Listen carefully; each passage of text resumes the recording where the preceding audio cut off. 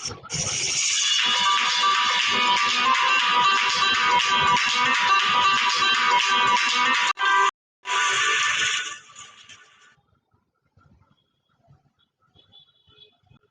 morning, students. Today we are going to discuss refraction of a plane wave using Huygens principle. So let us assume that we have two mediums. हमारे पास दो medium है, medium 1 and medium 2. इन्हें हमने एक surface से separate करा है, that is PP dash.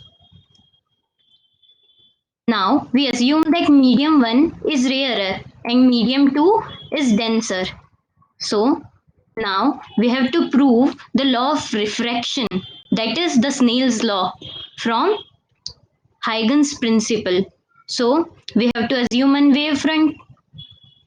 So for that we consider that light waves are coming from medium 1 and going into medium 2. Here the velocity of ray is v1 and v2. v1 in first medium and v2 in second medium. As we know that velocity in rarer medium is higher than velocity in denser medium, so we assume that v2 is less than v1. Now these are two light waves, so our wavefront will be something like this.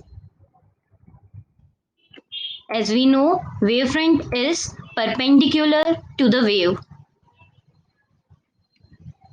This is our incident wavefront. ये क्या हुआ, हमारा incident wavefront. ठीक है. अब this is incident angle जो कि बनता है incident ray और normal के बीच में, तो इसीलिए ये भी incident angle के बराबर हुआ. This angle I is equals to this one. ऐसा कैसे? So we know that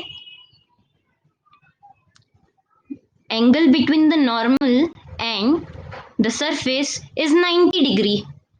This is 90 degree.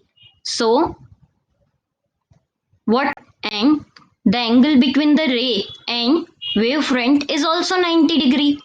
So if this is I, then this one will be 90 minus I. So again this angle will be what? Angle I. Got it? Okay.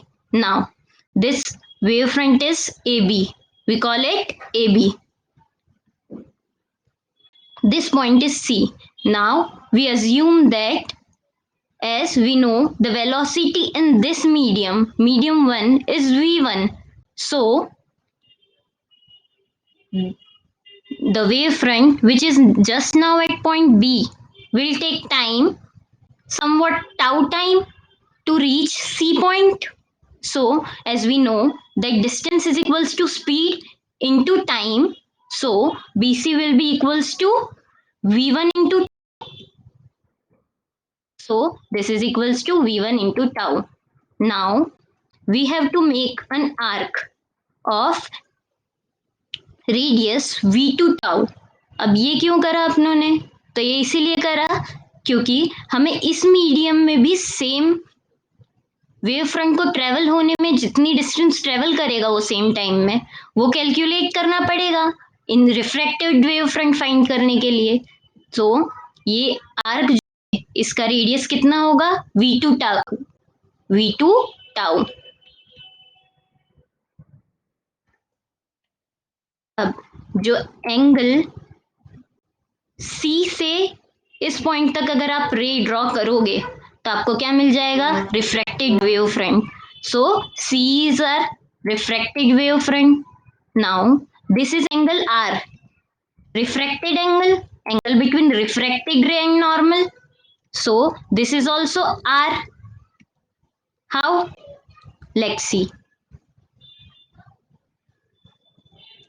As we know, this is 90 degree. Why? Because it is the angle between normal and the surface. So if this is R, this angle will be 90 minus R. And we also know that this angle E is 90 degree. Why? Because this is the ray and its wavefront. Okay, so as we know, the angle of total sum of angle of a triangle is 180 degree. So if this is 90 degree, this is 90 minus r. So this is our angle r. Okay, it's clear. So we have completed our schematic draw. Now to prove that angle of refraction from Huygens principle, we will compare two triangles, triangle ABC, triangle ABC and triangle AEC. So now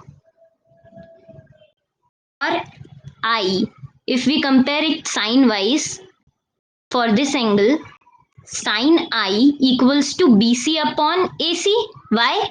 Because we know that sine is equals to perpendicular upon hypotenuse, and this is the perpendicular BC upon hypotenuse is AC. Similarly, sine R equals to AE upon AC. Why?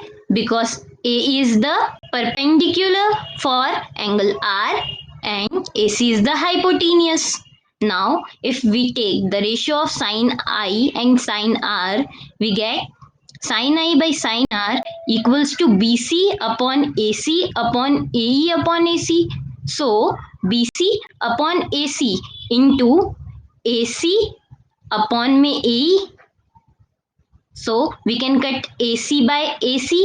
So we get sin I upon sin R equals to BC upon AE, which is V1 tau upon V2 tau.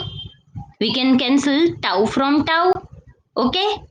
Now sin I upon sin R equals to V1 by V1 by V2. That is the velocity in first medium upon velocity in second medium. Now as we know that refractive index is equals to speed of light in air upon speed of light in medium, so we can say that velocity is equals to speed upon refractive index. We transferred v here and mu here, so v equals to c by mu. So we can say that v1 equals to c by mu1 and v2 equals to c by mu2. Now for this we can put the value of v1 and v2. So sin I by sin r equals to c by mu1 upon c by mu2. Okay, we can cut c from c, and from here we get sin I by sin r equals to mu2 by mu1.